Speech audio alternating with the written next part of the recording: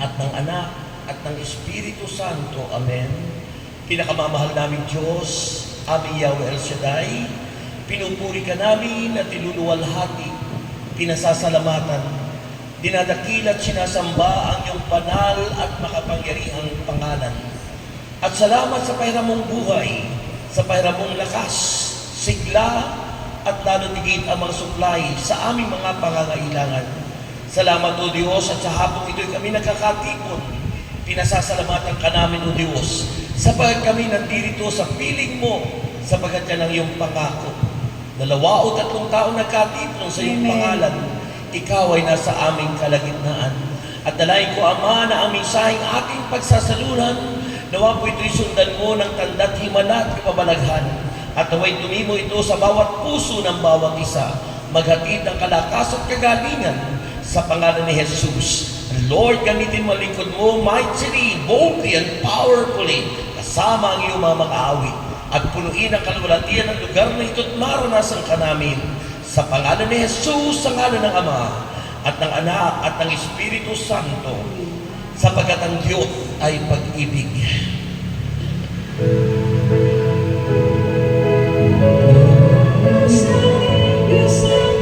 Pag-ibig, magmahalan tayo't magtulungan, at kung tayo'y bigo, ay huwag limutin na may Diyos tayo nagmamahal.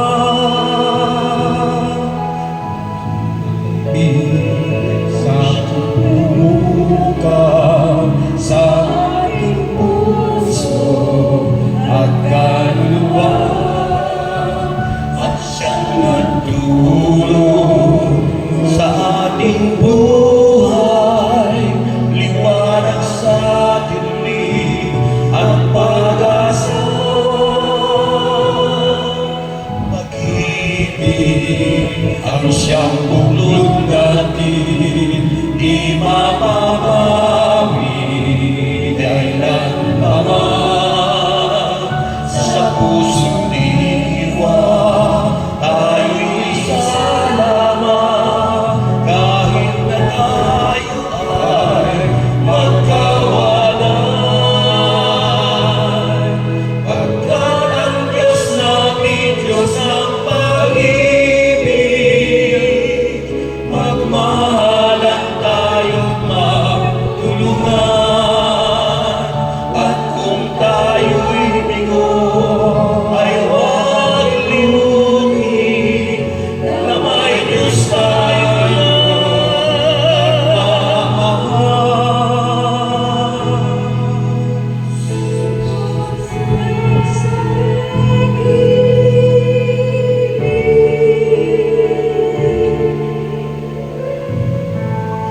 May karugtong pa yan eh. Nagmamahal kapi. Okay, purihin natin ang Panginoon.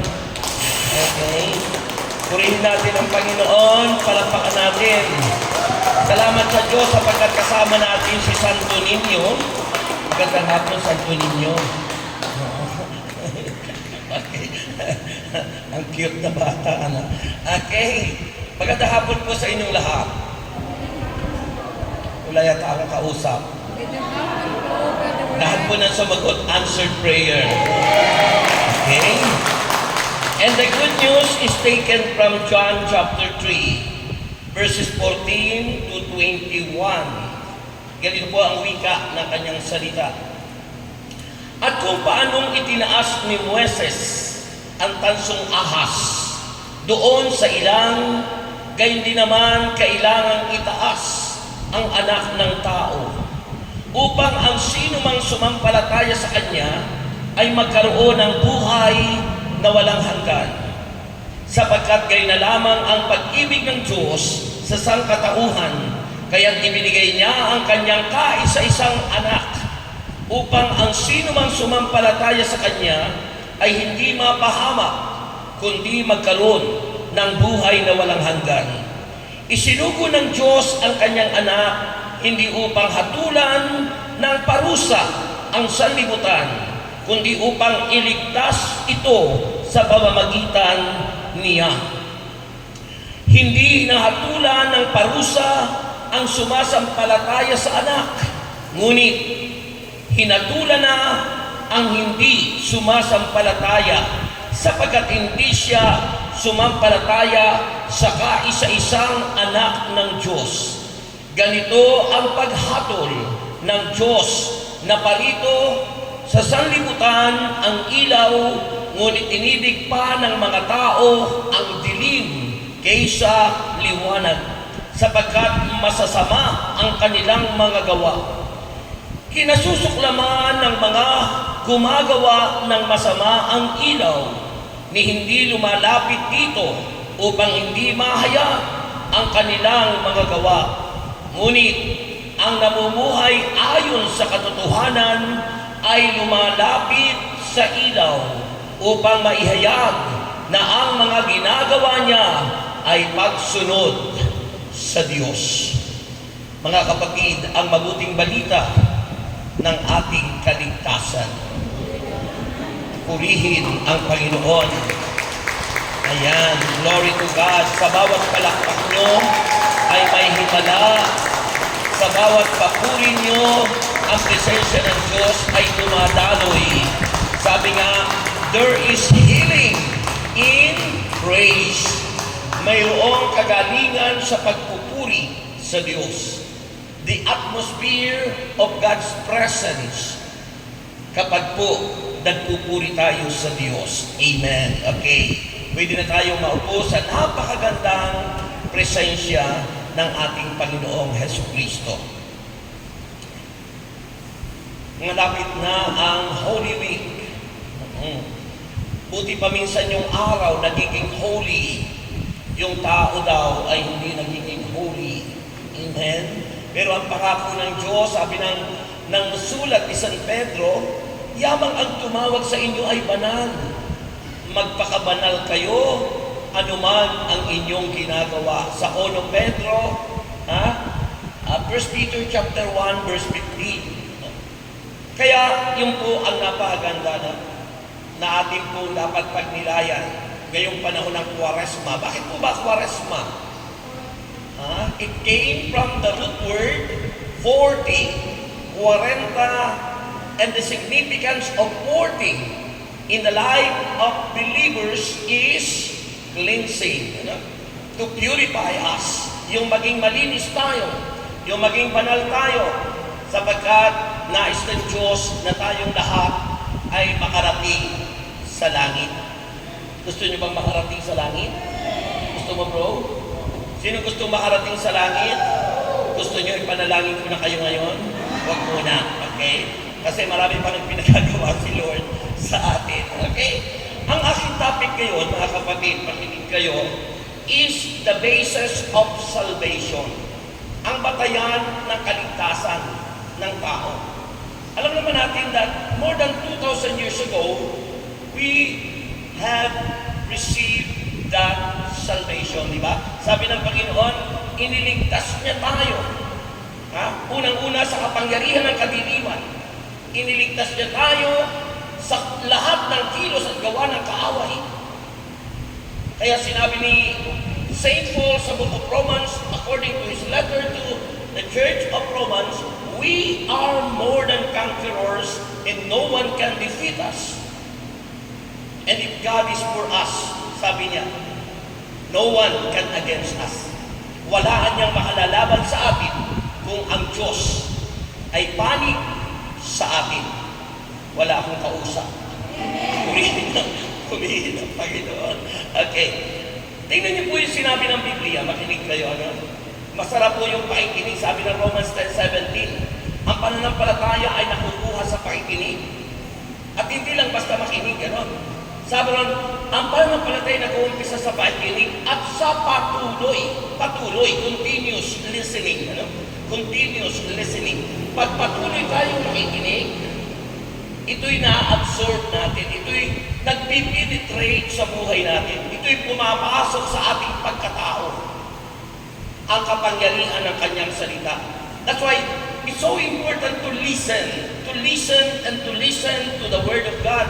Yung makinig at patuloy na makinig sa salita ng Diyos, sapagkat ang salita ng Diyos ay buhay at mabisa, kagaya ng tabak na di kami ay kalimat tumatagos sa mga kasukasuan at sa mga utak at isipan ng mga tao.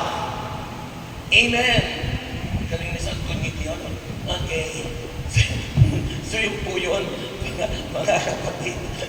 Ganun ka powerful ang Word of God. Sabi ng Hebrews chapter 4 verse 12, di ba? Ganun kabisa ang salita ng Diyos. Kaya sa pakikinig pa lang natin minsan, when we attend in the fellowship, kung tayo dumadalo sa ganitong gawain ng Panginoon, kapag nakikinig ka, hindi mo na mamalayan na ikaw ay gumagaling na sa iyong karamdaman. Why? Because there is power in the Word. May kapangyarihan ng salita ng Diyos. And the Word of God heals, mga kapatid, nagpapagaling. You know why? Because the Word of God is Jesus. Sapagkat ang salita ng Diyos ay si Jesus. Huwag niyong tipirin yung pag-amen nyo. Okay? Okay lang naman yan sa mga senior citizen, pero marami naman hindi senior dito. No? Naunawaan ng Diyos kapag senior ka na, sapagkat medyo nahihirapan kang umimen, medyo nahihirapan kang pumalakta kapag senior ka na, pero ang mahalagang panghawakan po natin doon, kung ang Diyos niya ay nasa sa atin, you are more than conqueror. Kaya naibibigay nyo yung the best. Naibibigay nyo yung the best sa ating Panginoon. Amen? Amen po ba? Naalala ko nga pala, kasama ko po yung aking first lady, ayan po si Lisa, no? Hindi niya akalain na siya papunta rito sa fellowship, kaya nakaganyan lang yung itsura niya, no? Akala namin pupunta kami sa ospital doon sa aming apo. Sabi ko yung outreach ko maaga, alas 4. Ayan, kaya nung nandun na malapit na riyan sa expressway, sabi ko, saan ba tayo pupunta? Sabi ko, sa prayer meeting. Akala ay doon sa ospital sa Paranaque. Ayan po. So, sabi po dito sa gospel, makinig kayo. Sabi rito, at kung paano itinaas ni Moses ang tansong ahas doon sa ilang, gayon din naman kailangang itaas ang anak ng tao. Yan. Anong naiisip niyo kapag yung tansong ahas ay nakataas? Ano po naiisip niyo? Ha? Wala kayo naiisip? Yung nakikita niyo yung tansong ahas nakataas. Alam niyo ang naiisip ko? Mercury drug. That is the symbol and logo of mercury drugs. You know why? Sapagkat nung panahon yun, bakit ka nag-umpisa ang pagpapataas ng tansong ahas? Kasi si Moses, yung mga Israelita na kasama niya, ay sumusuwa yung iba. They disobey. Doon sa kanilang leader kay Moses. At sinisisi pa si Moses kung bakit sila dinala sa ilang. Ay, alam mo, 40 years silang nag-travel sa ilang. Samantalang kay lapit-lapit ng Kanaan. No? Pero bakit umabot ng 40 years, hindi days? Yun yung significance ng ating sinicelebrate ng Quaresma. No? Aside doon sa celebration ng prayer and fasting ng ating Panginoong Jesucristo ng 40 days. So, makikita niyo po, yung lahat ng sumuway, anong nangyari? Tinuklaw ng ahas. At maraming nangamamatay doon sa ilang dahil tinuklaw ng ahas because they were disobeyed. Nagsuway po sila. At nang sila'y tinutuklaw ng ahas, din malaman ni Moses, ano ang gagawin niya? Nagdasal siya kay Yahweh. At ang sabi ni Yahweh, gumawa ka ng ahas na tansok. Itaas mo doon sa ilang. At ang sino mang titingin doon, sila'y hindi mamamatay. Gagaling yung pagkakatuklaw, mga kapatid. So, ginawa ni Moses. Ginawa ni Moses. So, tumitingin sila doon sa ahas na tansok, mga kapatid. So, pero bakit ganun ang pinagawa? That is a revelation from the Lord na kung paano yung ginagawa nila Moses, sila po yung mga unang nagpapahayag ng kabutihan ng Diyos, yung po'y nagsisignify sa pagdating ng tagapagligtas. Kaya nga po, yung tansong ahas, paano nangyari kay Kristo? Si Kristo'y ibinayubay sa krus. At ang sino mang tumitingin kay Kristo, gumagaling ang lahat ng uri ng sakit at karamdaman. Grabe po yung palakpak nyo kay El Shaddai. Kaya yun ang pagkakahambing, mga kapatid. Kaya sabi roon, mga minamahal kong kapatid kay Kristo, ano sabi po roon? Sa verse 14, implying glorification, yung bigyan ng kaluwalhatian, sino? Si Kristo Jesus. To glorify our Lord Jesus Christ, that Jesus exalted to glory at His cross, and in His resurrection, it represents healing, kagalingan sa lahat ng tao. Nang si Kristo ay magpakahirap sa krus ng Kalbaryo, ang ating mga iniquities, ang lahat ng sakit at karamdaman ay pinagaling ng ating Panginoon. Ang hina. Amen po ba? Sa pamamagitan ng latay, sa pamamagitan ng sugat ng ating Panginoon Jesucristo, thousands of wounds na dinanas ni Kristo. Sabi ng banal na kasulatan sa sulat ni Propeta Isaiah, and by His wound we are healed. Sa pamamagitan ng mga latay at sugat ni Kristo, tayong lahat ay nangagsigaling. Amen. So ganun din yung ahas na tanso, yung tunitingin doon nung panahon yun. Mga natuklaw ng ahas, gumagaling sila. Na nagpapatunay sa pagdating ng tagapagligtas na ang sino mang titingin, mananalig, sasampalataya kay Kristo, anumang sakit mo ay gagaling ka sa ngalan ni Jesus. Amen. Sabi ng Hebreo chapter 12 verse 2, di ba? Let us fix our eyes unto Jesus. Why? Because He is the author, the perfecter of our faith. Si Kristo ang pinagmulan ng ating pananampalataya at si Kristo rin ang nagpapatatag, nagpapalago, nagpapatibay ng pananampalataya ng bawat isa sa atin. Ganon kabuti ang Panginoon, mga kapatid. Kaya po, kung paano itinaas ang ahas doon sa ilang, it means we need to glorify the Lord Jesus Christ. Kung paano itinaas ang ahas doon, higit na dapat itaas at papurihan, sambahin at sampalatayanan ang ating tagapagligtas na si Jesucristo. Amen. Ay yung iba, ayaw tanggapin si Kristo. Sabi rito sa Biblia, makinig kayo. So sabi ron, kailangan itaas ang anak ng tao. At upang ang sino mang sumampalataya sa Kanya ay magkaroon ng buhay na walang hanggan. Ang liwanag, ano? Yung sasampalataya kay Kristo ay magkakamit ng buhay na walang hanggan. Paano? Yung hindi sumampalataya, Biblia ang nagsasabi. Ano mangyayari sa hindi sasampalataya kay Kristo? Sabi ng banal na kasulatan, mga kapatid, ito, at sabi niya dito, hindi hinahatulan ng parusa ang sumasampalataya sa anak ng Diyos. Uy, hindi hinahatulan ng parusa ang nananampalataya kay Kristo. Ngunit, sabi ng verse 18, ngunit hinatulan na ang hindi sumasampalataya sapagkat hindi siya sumampalataya sa kaisa-isang anak ng Diyos. Purihin ang Panginoon. Grabe po, ano? Yung consequences kapag hindi ka sumampalataya sa anak ng tao, sa anak ng Diyos, sa ating Panginoon Jesucristo, may parusa na at naparusahan na. Sabi ng Biblia yun. Hindi po ako may sabi. Hinatulan na niya. O isipin mo yun. That's how powerful our God is, mga kapatid. Sa pag di tayo sumasampalataya kay Kristo, may hatol ka na agad.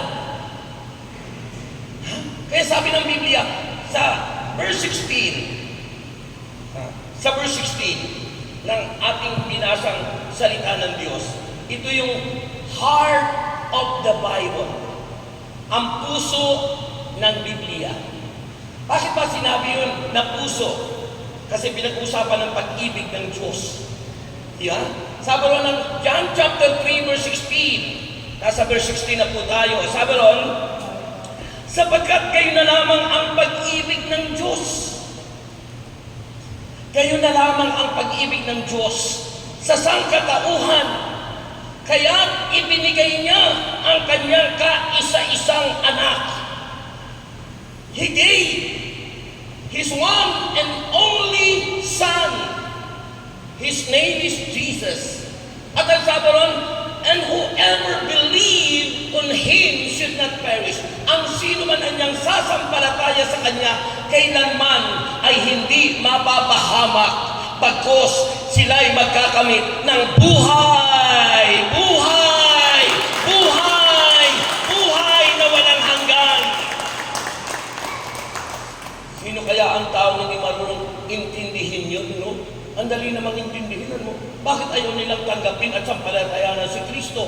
Ang liwaliwanag, isa lang naman yung Biblia binabasa natin. O baka nilalaktawan nila yun? Isa lang naman yun eh. Kumuha ka doon sa ibang sekta ng Biblia, basahin mo, yun din yung nasusulat. Yun din yung nasusulat sa John chapter 3 verse 16. Hindi mahirap intindihin yun. Napakaliwanag. Ang sino mang sumampalataya sa Kanya ay hindi mapapahamak, bagkus magkakamit tayo ng buhay na walang hanggan, mga kapatid. Di ba, yun naman ang mithihin natin lahat. Sino ba ang nagmimithi dito na maiksing buhay? Sino ba ang gustong mapatay na agad ngayon? Di ba, hindi? Gusto natin mahabang buhay lahat. Wala naman naghahangad na ang buhay mo ay isang segundo lang. Diba? Kasalanan na nga sa Diyos yung pinaglilihim mo pa lang o ginagawa mo lang, dugo pa lang daw yun, ay pinatay mo na, dugo pa rin, may buhay ngayon. Kasalanan na sa Diyos yun. Isipin mo yun, hanap po natin lahat na magkamit tayo ng mahabang buhay, eternal life, buhay na walang hanggan. At ang susi para tayo magkamit ng buhay na walang hanggan ay ang pagsampalataya, pagtanggap, pananalig sa ating Panginoong Hesukristo. Ano ba, Brother Rex, ang pananaligan? Ano ba ang ating sasampalatayanan? Ha? Ano ba yung sasampalatayanan natin kay Kristo? Kasi madali lang naman na sabihin, ako'y sumasampalataya kay Kristo. Ay ano naman yung sinasampalatayanan mo bilang tao? Kasi ako pinarinig, ayaw nilang tanggapin yung pagka-Diyos ni Kristo, pero tinatanggap nila yung pagkatao ni Kristo. Alam naman po natin si Kristo ay may dalawang nature, no? May dalawang nature po ang Panginoon, human nature and divine nature. Mga kapatid, si Kristo po ay hindi tao lang. Si Kristo po ay may nature na siya'y Diyos sapagkat He came from heaven to earth to show. Ay, wala akong kausap. Diba? Lahat daw nang galing sa langit ay Diyos. Ay siya lang naman yung galing sa langit eh. Sino ba yung galing sa langit na bumaba? Si Kristo lang yan eh. Yung tao yung nagkatawang tao siya.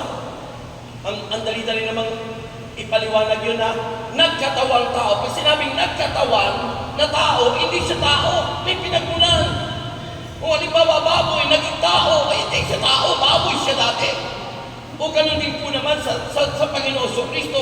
Si Kristo'y Diyos na nagkatawang tao para ang lahat ng sasampalataya, mananalig at tatanggap sa Kanya ay magkamit ng tunay na kaligtasan, ang buhay na hahantong sa langit. Ayun yun eh. Yun yun. Yun yun. Yun po yun. Amen. Kaya nga sa ating dogmatic constitution ng ating simbahan, mayroon tayong paniniwala na si Mama Mary ay ipinaglihing walang kasalanan ni Santa Ana. Ha? Bakit? Sapagkat ang dadalhin niya ay Diyos. Diyos na nagkatawang tao at hindi siya po pwedeng dalhin ng sino mang babae. Lalo na sa panahon ngayon, di mo na malalaman kung may birhin pa ngayon. Diba? Kung kayo po'y mga binata, ay siyempre magugulat kayo, magtataka kayo, at nag-iisip kayo, baka ang mapapangasawa nyo hindi na berhen. Wala akong kausap. Pero si Kristo, Diyos siya, nagkatawang tao. Nasa Genesis yun, Genesis chapter 3 verse 15, ang tawag doon ay Proto-Evangelium, ang first gospel na sinabi ng banal na aklat ay magdadala ang isang babae ng isang sanggol na ang binhi ng babae ito ay laging magiging kaaway ni Satanas at ang binhi ni Satanas ay magiging kaaway ng babae ni Mama Mary at ng simbahan, because the church is feminine, babae, inang simbahan. Kalaban natin ang demonyo. Wala akong kausap. Di ba? Sa book of Genesis ay may papakita na si Kristo'y Diyos. At nandun na yung babae, hindi na lang nilagyan ng pangalan, pero sino pa ba ang babae yun ang magdadala ng sanggol? Na ang binhing yun ay divine o mula sa langit. Binhi ng babae magiging kalaban ni Satanas. At ang binhi ni Satanas ay magiging kalaban ng babae. Na siyang tutuklawan niya sa sakong ng babae. Tutuklaw sa ating mga sakong, ibig sabihin kalaban natin ang dyablo. Subalit sabi ng Panginoon, because God is with us, we are more than conqueror. No one can defeat us because greater is Jesus who is in us than he, Satan, who is in the world. Higit na makapangyarihan si Kristo, sabi ng 1 John 4:4. Higit anyang makapangyarihan si Kristo na sinampalatayanan natin, tinanggap natin, nasa puso natin, kaysa kay Satanas na nasa sanlibutan. Isipin mo yun? Amen? Amen? Kaya yung mga kabataan, dapat po huwag kayong kanta ng mga awitin tulad ng awit na, ano daw, ginto. Ginto. Ginto. O diba? Sa demonyo, pagpupuri kay Satanas. Ha? Yung kantang ginto. Ginto. Mga kapatid. So, kaya mahalaga po na pag-aralan. So, ano ang basis of salvation? It is faith in Christ Jesus. Kaya nga, ang pagpananampalataya kay Kristo, ang tawag po doon ay the saving faith. Hindi po lahat ng pananampalataya ay nagliligtas. Ang tanging nagliligtas sa tao ay ang pagsampalataya kay Kristo. The saving faith is faith in Christ Jesus. Pananampalataya kay Kristo. Kahit ka nananampalataya sa gamot, kung hindi ka nananampalataya sa Diyos, para kang yung babaeng dinudugo ng 12 taon. Ha? Na-bankrupt na siya, hindi siya gumagaling. Naubos ang kanyang kayamanan sa pagpapagamot sa mga espesyalista, sabi ng banal na aklat. Pero na marinig niya ang tinig ng Panginoon Jesucristo at siya'y lumapit. Nagkaroon ng pananampalataya sa Panginoon Jesucristo. Ha? At ang sabi ng babae ngayon, mahipo ko lang ang laylayan ng damit ng aking Panginoon, gagaling ko. O nagmamadali siya pumunta at lumapit kay Kristo, hinawakan ang damit ng Panginoon, biglang tumigil ang pagdurugo, gumaling ang babae. Hallelujah! Kung palakpak niyo para kayo nagpapatay ng lamok. Gumaling! Gumaling po yung babae. Ha? At ang sabi ng Panginoon, sino ang humipo sa akin? Ha? Bakit po? Alam ng Panginoon, nagtatanong, Diyos yan. Kasi gusto ng Panginoon malaman yung humipo sa Kanya dahil mayroong na-release na power mula sa Kanyang katawan. Bakit nagtatanong ay Diyos siya? Alam niya kung sino yun. Kasi gusto ng Panginoon na kusang loob tayong lalapit sa Panginoon at aaminin natin ang mabuti at masama na ginawa natin sa Kanya. Kaya akala ng babae, pagkagalitan siya. Kaya nanginginig at nangangatal na lumapit sa Panginoon at inamin, Panginoon, ako po ang humipo sa iyo. Ano ang sabi ng Panginoon? Anak, pinagaling ka dahil sa iyong pananampalataya. The saving faith, ang pananampalatayang nagliligtas sa lahat ng area ng buhay natin ay ang pagsampalataya kay Jesus. Amen. Amen. Alam ni Jesus sa lahat ng mga taong nananampalataya sa Kanya.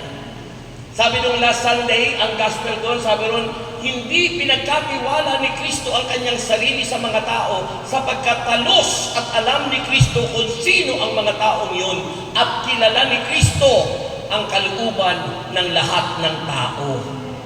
Diba? Yung gospel nung last Sunday na naglinis siya ng templo, ano? Diba?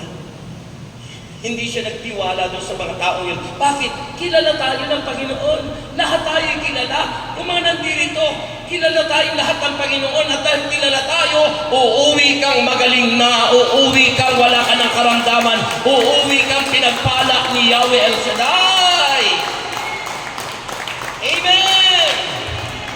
Kilala ng Panginoon ang lahat ng tao, mga kapatid. Kaya nga, at the end of the day, kailangan po na suriin natin ang ating sarili.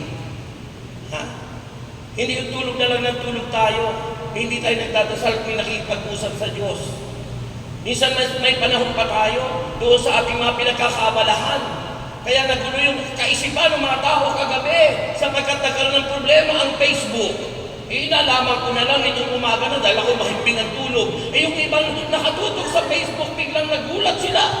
Meron tayong kaibigan na nakita ko, nabasa ko, hindi na niya mabuksan yung Facebook niya. Parang may nawala siyang napakahalaga. Hindi na niya mabuksan, hindi niya ma-retrieve. Kaya nag-message siya, mga kapatid, kung may minsan sa inyo ng ganito, nangyari po kagabi kasi nagkaroon ng problema ng Meta. Kaya hindi ko na mabuksan ang aking Facebook. Para bagang hindi ka na mabubuhay kung walang Facebook. Samantalang hindi pa uso ang cellphone, wala pang ganyan. Naku, ang mga tao laman ng simbahan nung mauso ang cellphone, bihira na ang sumasamba sa simbahan. Bakit? Abala sa cellphone. Mas may panahon pa sa cellphone kaysa sa Panginoon. Ha? Isa nagdadasal kayo, biglang nag-ring, mas mahalaga pa yung cellphone, mas kinuha yung cellphone kaysa ipagpatuloy yung pagdarasal. Ba't ganyan ang tingin nyo sa akin? Puri Jesus. Amen. Kaya maluwalhati natin ang Panginoon.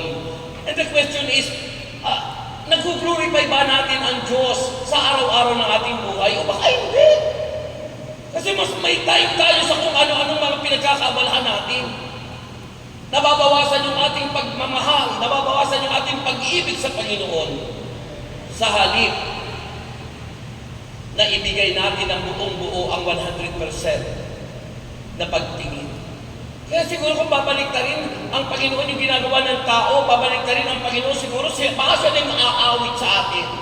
At sasabihin ng Panginoon sa atin, kahit konting pagtingin na manggagaling sa'yo, ay nais ko nang mabuhay dahil sa kayo ay mahal ko. Ang Diyos na nakikiusap sa atin, minsan ganun. Kaya anong ginagawa ng Diyos? Magugulat ka na lang, biglang lumindol sa bahay mo. Nung lumindol, di mo na malaman kung anong gagawin mo. Kinabukasan, doon ka na sa simbahan. O, di ba nagising ka?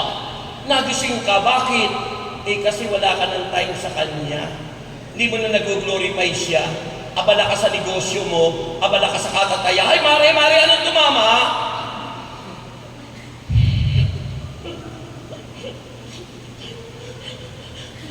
Pinagkakabalan yung numero, mga kapatid kay Kristo. Alam mo, lahat ng lottery, that is unfair. But in God, God is love. And remember love, all is fair in love. Amen. Sa Diyos, ang pag-ibig ay laging patas. Laging patas. All is fair in love. Because God is love. Ano? Kung sasabihin natin ay naubos na yung pera mo sa katataya sa loto. Merong nag-share sa akin, Brother Rex, magkano na nagtataya ko sa loto, kinukwinta pala niya, may kita 1 milyon, hindi pa siya tumatama. Isabi ko yung 1 milyon mong yun, kung yun ay ginawa mo sa negosyong baka bilyonaryo ka na ngayon. Kung nga, nag-umpisa lang sa negosyong 500 pesos, at least yung po, nagkaroon ako ng sasakyan.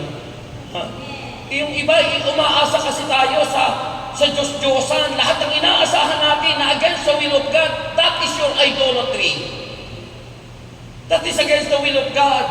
Pero kung sa Diyos tayo aasa, God will supply all our needs according to His riches and glory through Christ our Lord Jesus. Amen? Ang laki-laki nang naitataya natin sa kung ano-ano mga lottery, pero pag sa Diyos tayo na magbigay, tinitipid pa, pinipili natin yung pinakamaliit na bariya doon sa atin sa wallet natin. Samantalang sabi ng Panginoon, ano mang ibigay natin sa Diyos, kung hindi ka pagpalain, at sabi ng Panginoon, kung hindi ko ibalik sa inyo ng siksik, liklik at umaapaw ang bawat pag-aalay natin sa Panginoon. That is glorification for the Lord, that we need to glorify His name, mga kapatid kay Kristo. Kaya nang napakahalaga. Eternal life is here for the first time in the Gospel according to St. John. At ang sabi, this term stresses the quality of life. Mahaba nga ang buhay mo, hindi naman quality. Humaba nga yung buhay mo. Ang dami mo naman ginawa hindi tama. Alam mo, lahat tayo humihiling na mahabang buhay. Pero mas masarap yung mahabang buhay, yung eternal life, na sinabi rito, this eternal life used here for the first time in John Gospel, this term is stresses. Binibigyang diin ng banal na kasulatan, the quality of life rather than the duration of life. Kahit na napakahaba ng buhay natin, tayo may magnanakaw,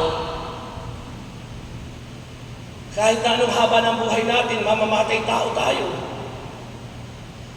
Kahit gaano ang haba ng buhay natin, na prolong o napahaba ang buhay mo dahil sa perang pinagnanakaw natin sa kung saan-saan, nakapagpapagamot ka, nakapag-gagasto ka ng malalaking pera para pahabain ang buhay mo. Pero saan naman ang destination natin? Pero si Kristo, tingnan nyo, hindi po si Kristo mahabang buhay ng manatili sa lupa. Namatay po si Kristo 33 years old.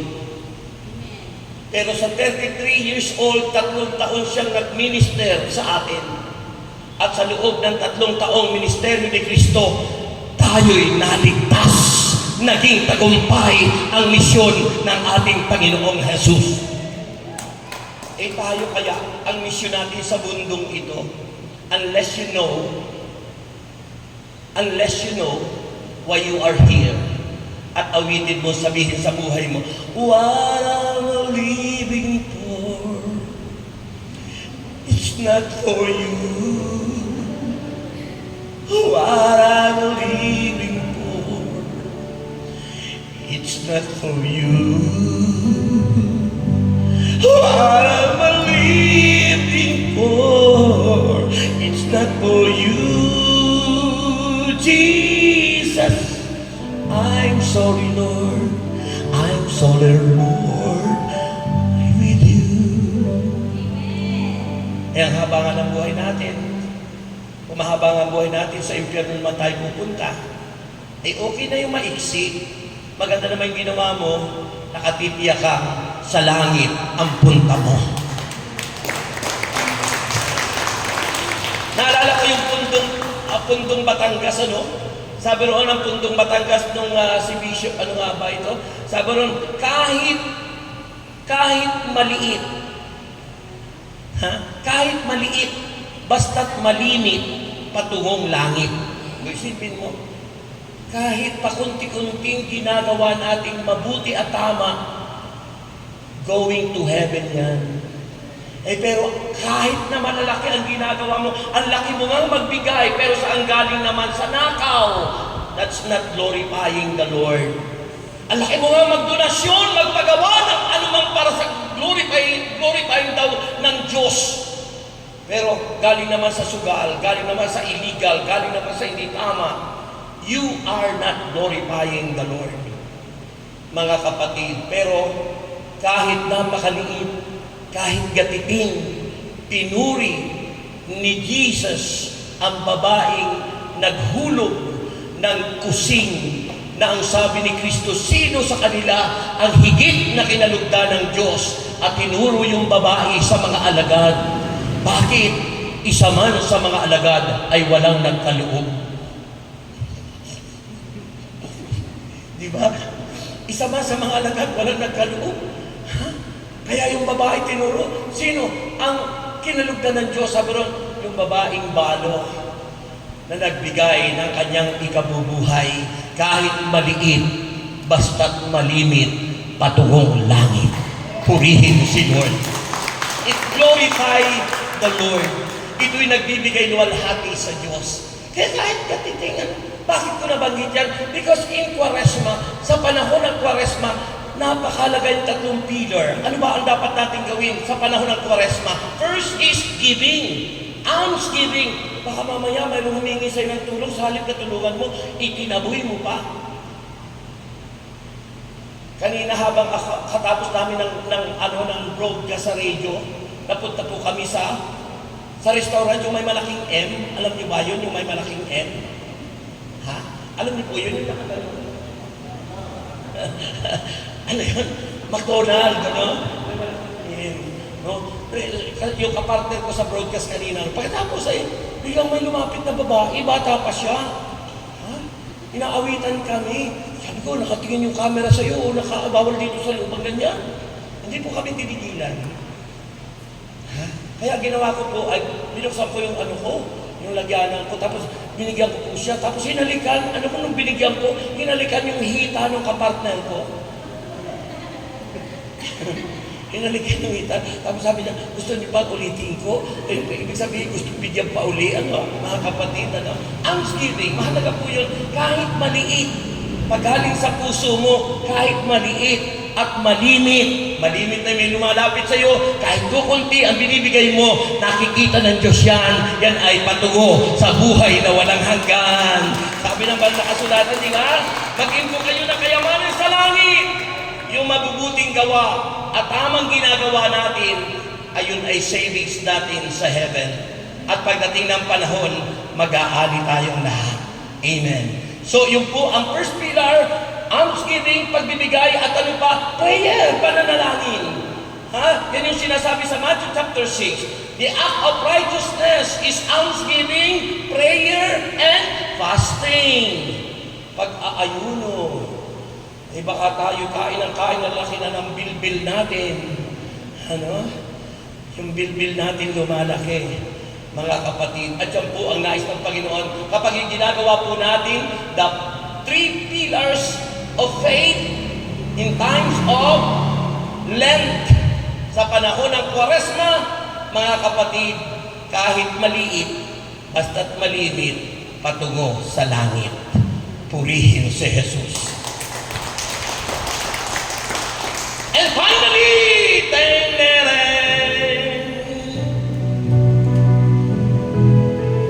panatayo sila, ano? Ano pong kagalakan ang aking nadarama sa tuwing ako'y nakikinig ng banal na salita. Nalaman ko ang susi ng kanyang mga himala. Sa gabay ng likod niyang pinagpala.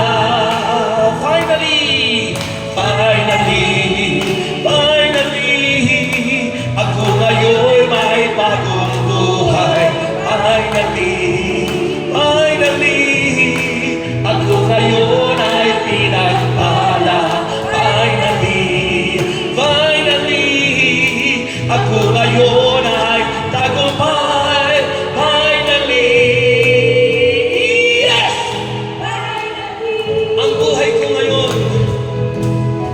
Ang buhay ko ngayon, sigsing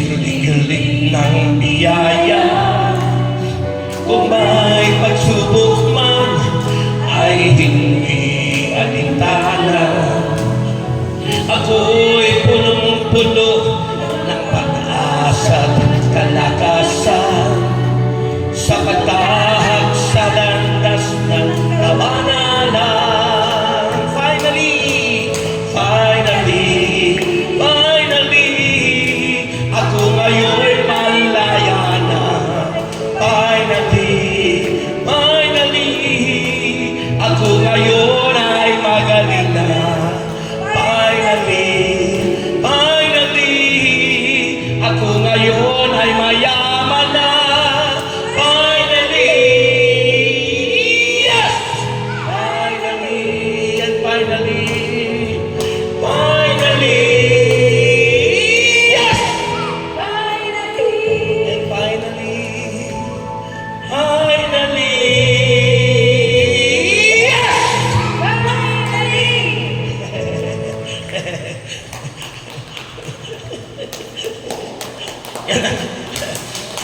El Shaddai spirituality. El Shaddai spirituality kasi minsan kung ano-ano pinagkakakanta nyo eh. Hindi nyo kinakanta yung 1+1. Hindi, El Shaddai spirituality ang kailangan. Di ba? Di ba santo ninyo, no? So, finally, tandaan niyo po, yung tinatawag po na pagmamahal ng Diyos, sabi ron, He gave as a gift. Ibinigay si Kristo bilang regalo sa atin. Ang regalo hindi po tinatanggihan. Ang regalo tinatanggap. Ang regalo pinapahalagahan. Kapag kayo niregaluhan ng sino man, lalo na ang iyong mahal sa buhay, pag hindi ang pinahalagahan, masakit sa kanyang kalooban. At ganun ang Diyos. Binigyan tayo ng regalo. Si Kristo ang kanyang bugtong na anak. Kung di natin pinapahalagahan ang Diyos na ito, na nagkatawang taong nirigalo sa atin, masakit ang kalooban ng Diyos para sa atin. Amen? Kaya mahalaga ay sampalatayanan. John chapter 1 verse 12. Sabi ng Bible, sila lamang nanalig, sumampalataya, tumanggap sa Kanya, ang binigyan ng karapatang maging mga anak ng Diyos. Hindi po lahat ng tao'y anak ng Diyos. Lahat ng tao'y nilikha ng Diyos. Pero sila lamang nanalig, tumanggap at sumampalataya kay Kristo, ang binigyan ng Diyos ng karapatang maging mga anak ng Diyos. John chapter 1 verse 12. Huwag mong sayangin. Dapat maging anak ka ng Diyos, sapagkat pag tayo naging anak ng Diyos, tayo'y kanyang tagapagmana.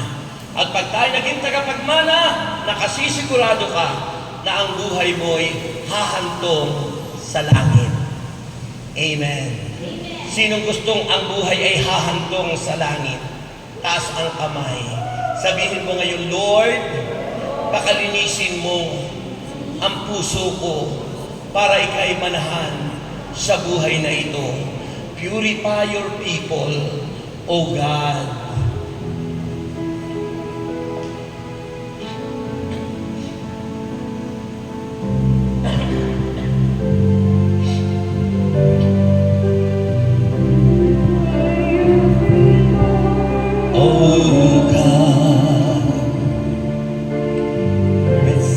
With your power, oh Lord, may we walk uprightly in the presence of your love. Purify your people, oh God. Purify your people, oh God. Cleanse us with your fire, oh Lord. May we walk uprightly in the presence of your love.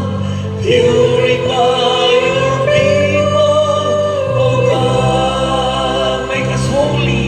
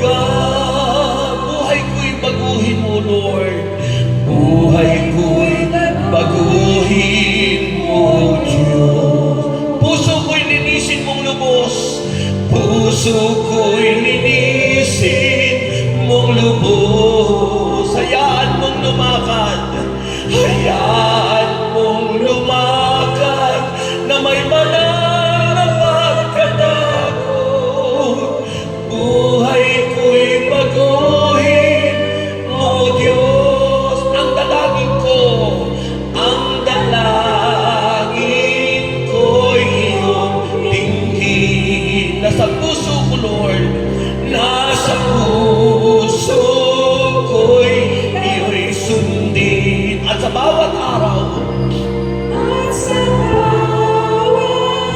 ang papuri bayalay, buhay ko'y baguhin. Buhay ko'y baguhin, O Lord. Buhay ko'y baguhin, O Lord. Buhay ko'y baguhin.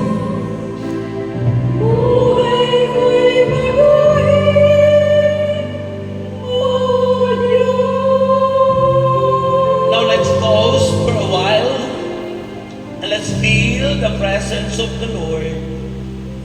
Alam natin ang Diyos ay nasa ating kalagitnaan at kilala tayong lahat. Alam ng Panginoon kung sino tayo, kung tayo may lihim at may ginagawang di tama sa Kanya. Just meditate His Word and ask His forgiveness. Hingin natin ang kapatawaran. Hingin natin ang Kanyang gabay. At dumaloy nawa ang Kanyang pag-ibig at pagmamahal. Ask Him. Ask Him for forgiveness. Repent for all of our sins. At maghari siya sa buhay natin. Diyos, aming dalangin na Ikaw po ang laging maghari sa aming buhay.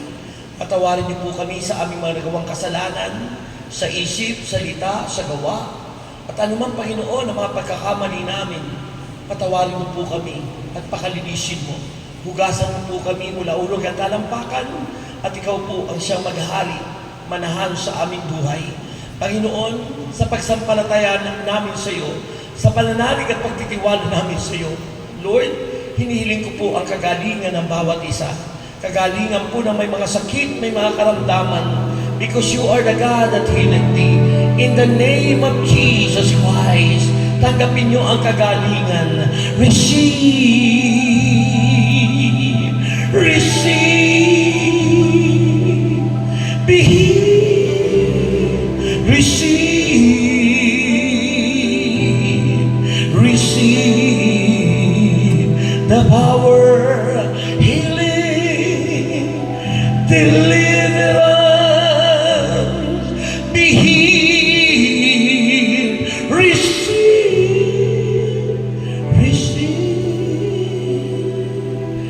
be healed.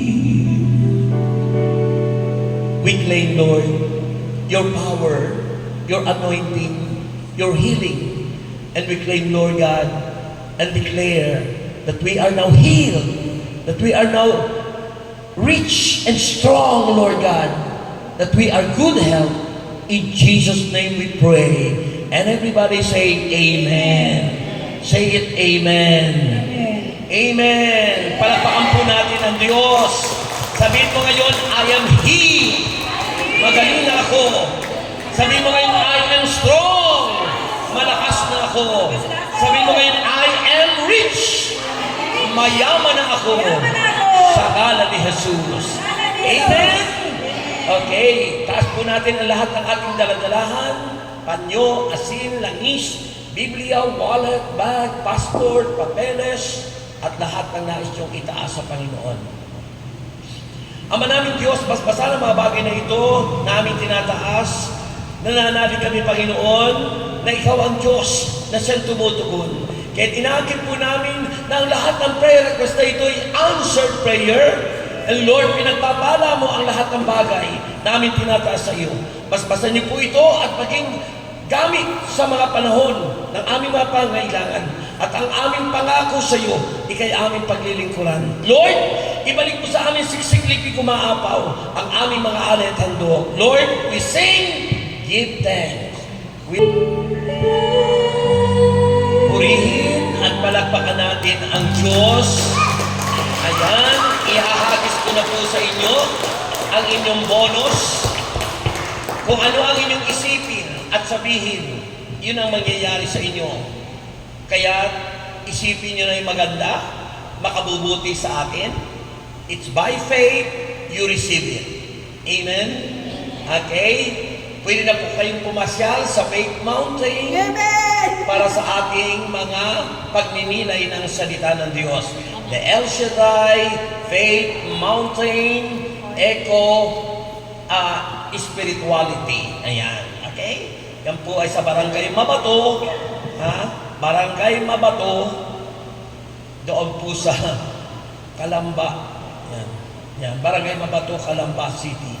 Yan, boundary yan ng Tagaytay. So, ang entry ay doon sa Dakdak East, sa baba ng People's Park, sa baba ng Sky, ng Palace in the Sky. Yan. Yan, sa baba yun. Okay? So, may the Lord God bless us all now and forever. In the name of the Father. Father pa lang po. Huwag kayong magmadali. Father pa lang. In the name of the Father, and of the Son, and of the Holy Spirit. Amen and amen. Ito na ang unang bonus nyo. Pasalamatan nyo ang Diyos! Ang pangalawang bonus, ito na! And finally, ito na! God bless you! Amen. Maraming salamat po, Panginoon. Amen. Sabay-sabay po natin dasalin ang Psalm 91. Awit ng pagtitiwala sa Diyos, siyang naghahangad ng pagkupkog ng kataas-taasan at mananatili sa kanya ng iyong makapangyarihan. Makapagsasabi sa kanyang Panginoon, muog ka tahanan. Ikaw ang aking Diyos, ang Diyos na tanging kong pinagtiwalaan. Ika'y liligtas niya sa panganib sa umang nabitag. At kahit anumang mabigat na salot, di ka magdaranas. Lulukuban niya sa lilim ng kanyang malabay na pakpak. Sa kanila niya ay natitiyak mo na ikaw ay ligtas. Iingatan niya at ipagsasanggalang pagkat siya'y tapat. Pagsapit ng gabi, di ka matatakot sa anumang bagay. Maging sa gagawin bigla ang paglusog pagsapit ng araw. Saan ang darating na salot pagkagat ng dilim. Di ka matatakot sa kasamaan mang araw kung dumating. Kahit na mabuwal sa iyong harapan ang 1,000 tao, sa iyong paligid ang bilang ng patay maging 10,000. Di ka matatakot at natitiyak mo, di ka maano. Ika'y nagmamasid at sa panunood iyong mamamasdan. Yaong masasama ay makikita mong pinarurusahan. Sapagkat si Yahweh ang iyong ginawang tagapagsanggalang at ang pinili mong mag-iingat sa iyo'y kataas-taasan. Di mo aabuting ika'y mapahamak at walang daratal kahit anong uring mga paghihirap sa iyong tahanan. Susuguin niya ang maraming anghel, silang susubaybay. Kahit saan dako ikaw maparoon, tiyak iingatan. Sa kanilang palad ay tatayo at silang magtataas nang hindi masaktan ang mga paa mo sa batong matalas. Kahit ang tapakan mo ay mga leon, ahas na bagsik, di ka maano sa mga serpiente at liyong mababangis. Ang sabi ng Diyos, aking ililigtas ang tapat sa akin at ingatan ko ang sino mang taong ako'y kikilanlin. Pag sila'y tumawag, laging handa ako na sila'y pakinggan. Aking sasamahan at kung may hilahil ay sasakluluhan. Aking ililigtas at ang bawat isa ay pararangalan. Sila'y bibigyan ko at gagantimpalaan ng mahabang buhay at nakatitiyak na ang tatamuhin nila ay kaligtasan. Hail Mary, full of grace, the Lord is with you. Blessed are you